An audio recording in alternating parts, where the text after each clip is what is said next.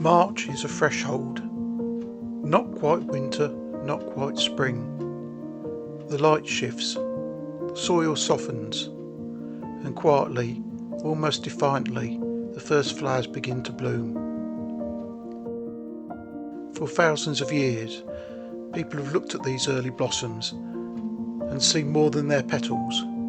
They saw messages, warnings, blessings, reminders that survival itself is a kind of miracle.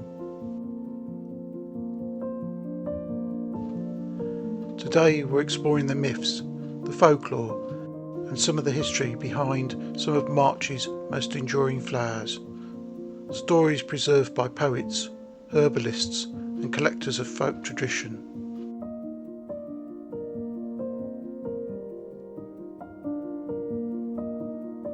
The daffodil, known botanically as Narcissus, carries one of the most famous transformation myths of the ancient world. In the Roman poet Ovid's Metamorphoses, written in the 1st century AD, Narcissus was a beautiful youth who rejected all who loved him. When he saw his own reflection in still water, he fell hopelessly in love with it.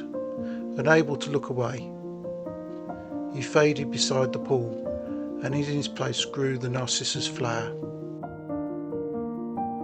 Because of this story, the flower became associated with self-reflection and vanity, but also transformation. In other Greek traditions, Narcissi appear in the myth of Persephone, who was gathering flowers when she was drawn toward the underworld. Even here the flower makes a turning point, a crossing from one state of being into another. Yet later folklore softened the symbolism. In Wales it became a spring emblem of good fortune, and during the Victorian era, in the language of flowers, daffodils came to symbolise new beginnings, a hopeful reinterpretation of the ancient cautionary tale. From mythic tragedy to seasonal renewal, the daffodil bridges the worlds.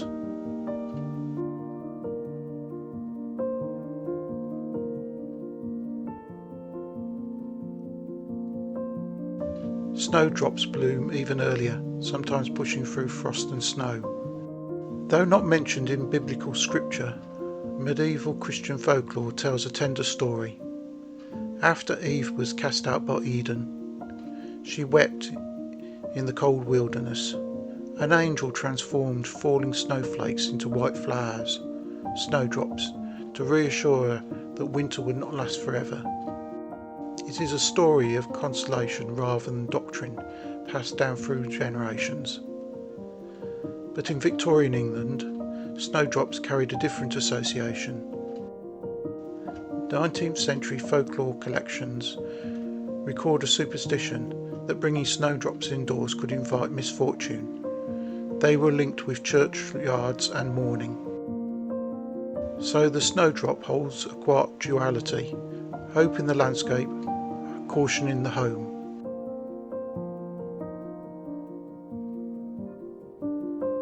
Primroses gather in hedgerows and woodland edges, pale and luminous in early spring. In Irish and British folklore, particularly stories collected in the 19th century, primroses were believed to reveal fairy paths.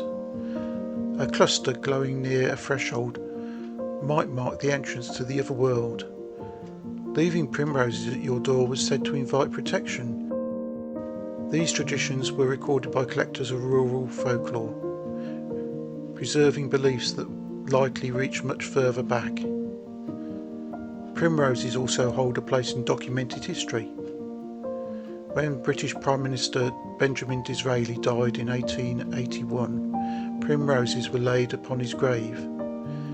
Primrose Day was observed annually in the memory for decades.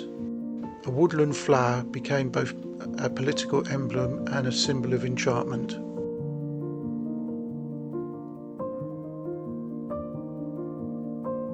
Hellebores bloom in late winter's shadow, their nodding heads unfazed by the cold. In ancient Greek myth, recorded by the writer Pausanias in the 2nd century AD, the daughters of King Proteus was said to have been driven mad. A healer named Melopus cured them with the hellebore root. Because of this story, hellebore became associated with protection against madness and evil spirits. Ancient medical writers did describe hellebore as a treatment, though we now know it's highly toxic. The line between medicine and danger was thin. Later, Christian tradition named certain species the Lenten rose, reflecting their bloom time near Lent. Hellebore is a flower of paradox, healing and poison intertwined. The crocus often emerges while snow still lingers. Greek mythology tells of a youth named Crocus who was transformed into the flower. Variations of the story survive in classical sources, though details shift over time, as myths often do. But crocus also carries practical history. The saffron crocus, prized for its vivid red stigmas, was one of the ancient world's most valuable substances. In the 1st century AD, Pliny the Elder wrote of saffron's fragrance and expense. So the crocus is both mythical and material, a flower of romance and of trade, of legend and of spice roots. Anemones scatter across forest floors in early spring. The name comes from the Greek word anemones, meaning wind, hence the poetic name windflower. In classical mythology, anemones was said to have sprung from the tears of Aphrodite as she mourned Adonis. Ovid preserved a version of this story in Metamorphoses, tying the fragile bloom to grief and fleeting beauty. Folk belief later claimed that anemones opened only when the wind blew, as if stirred by unseen spirits. Whether botanical truth or poetic imagination, the symbolism has endured. Hyacinths carry another ancient tale of love and loss. In Greek myth, Hyacinthus was a youth beloved by the god Apollo. During a discus game, he was fatally struck. From his spilled blood grew the hyacinth flower. Ovid recounts the grief of Apollo, who inscribed letters of mourning upon the petals. Scholars debate which modern plant the ancient poets truly meant, but the emotional truth of the story remains. By the Victorian era, hyacinths symbolised sorrow, devotion, constancy in the popular language of flowers. A bloom born of grief, yet fragrant with life. March flowers do not shout.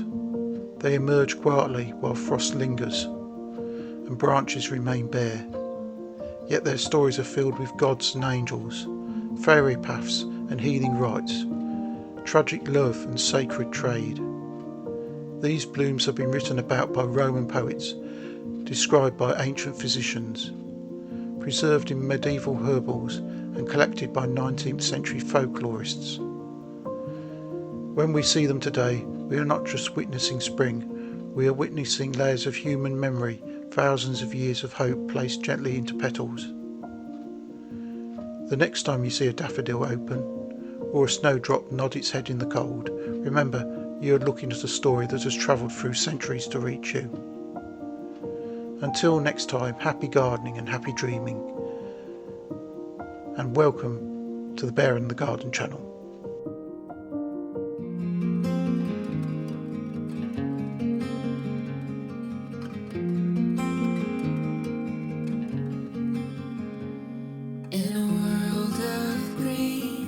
Just like a dream, you and I standing wild and free, with petals so golden, the sun's warm kiss, a love so strong, a bliss.